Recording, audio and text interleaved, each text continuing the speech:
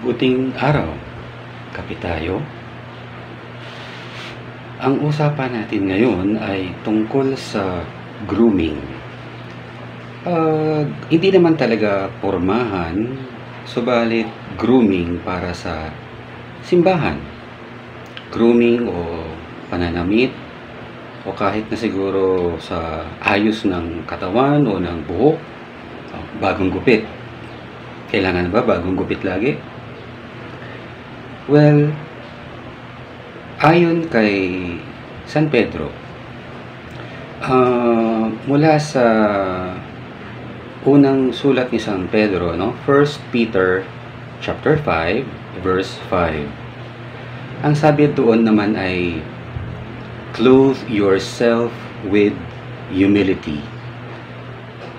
So, bali lumalabas, hindi naman talaga kailangang pumorma, subalit mas maganda ang maayos na pakikitubo, maayos na pakikisama sa simbahan, pananamit ng tama.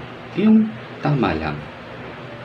Hindi kailangan magarbo sapagkat ang pagpunta natin ng sama-sama upang magbigay puri ay para sa Panginoon. Ang lahat ng atensyon ay sa Panginoon.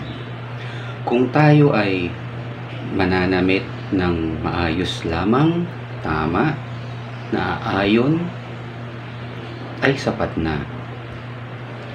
So, pag-isipan natin, kung tayo ba ay sumasama sa pagtitipon, pinoproblema pa ba natin ang pagsuot ng damit, pagporma, o makeup? O kailangan ba ay makulay ang buhok, mahaba o maikli? Hindi naman. Yung naaayon lang. Yun ang sabi ni San Pedro. Kaya pag-isipan natin, malaking problema ba sa atin ang isusuot? Malaking problema ba sa atin ang pagme-makeup? Mas maganda ihanda natin ang ating sarili para sa pagtitipon. Muli, salamat. Kape tayo.